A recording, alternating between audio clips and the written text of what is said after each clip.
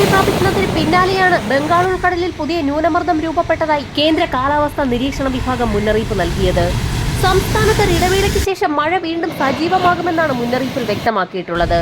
സംസ്ഥാനത്ത് ഇന്നലെ വരെയായിരുന്നു യെല്ലോ അലർട്ട് പ്രഖ്യാപിച്ചിട്ടുണ്ടായിരുന്നത്. ഇന്നും ഉച്ചയ്ക്ക് ശേഷം ഇടിമിന്നലോട് കൂടിയ ഒറ്റപ്പെട്ടതോ ശക്തമായതോ ആയ മഴയാണ് പ്രതീക്ഷിക്കുന്നത്. വരും ദിവസങ്ങളിൽ ഈ അന്തരീക്ഷ സ്ഥിതി തുടർന്നതിന് ശേഷം വരുന്ന ആഴ്ച മുതൽ വീണ്ടും അതിശക്തമായ മഴയ്ക്കാണ് സാധ്യത.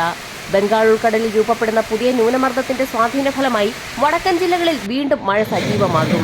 പത്തനംതിട്ട, ഇടുക്കി, എറണാകുളം, തൃശൂർ ജില്ലകളിൽ ശക്തമായ മഴ കണക്കിലെടുത്ത് യെല്ലോ അലർട്ട് പ്രഖ്യാപിച്ചിട്ടുണ്ട്. നിലവിൽ മാന്നാർ കടലിടുക്കിനും തെക്കൻ ഒഡീഷയ്ക്കും വടക്കൻ ആന്ധ്രാപ്രദേശ് തീരത്തിനും മുകളിലായി ഉയർന്ന ലെവലിൽ ചക്രവാത ചുഴി രൂപപ്പെട്ടിട്ടുണ്ട്.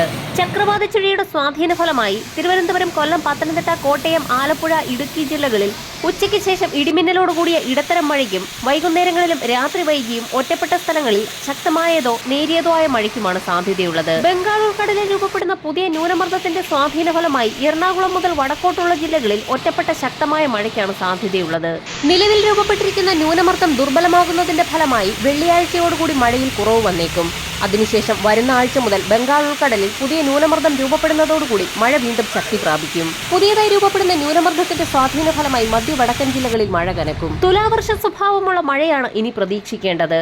തെക്ക് പടിഞ്ഞാറൻ ബംഗാൾ ഉൾക്കടൽ, തെക്കൻ തമിഴ്നാട് തീരം, ഗൾഫ് ഓഫ് മാന്നാർ, അതിനോട് ചേർന്ന കന്യാകുമാരി തീരം എന്നിവിടങ്ങളിൽ മണിക്കൂറിൽ 40 മുതൽ 50 കിലോമീറ്റർ വരെയും ചില അവസരങ്ങളിൽ 60 കിലോമീറ്റർ വരെയും വേഗതയിൽ ശക്തമായ കാറ്റിനും മോശം കാലാവസ്ഥയ്ക്കും സാധ്യതയുള്ളതിനാൽ മത്സ്യത്തൊഴിലാളികളും തീരദേശവാസികളും അതീവ ജാഗ്രത പുലർത്തണമെന്ന് ദേശീയ സമുദ്രസ്ഥിതി പഠന ഗവേഷണ കേന്ദ്രം മുന്നറിയിപ്പ് നൽകി.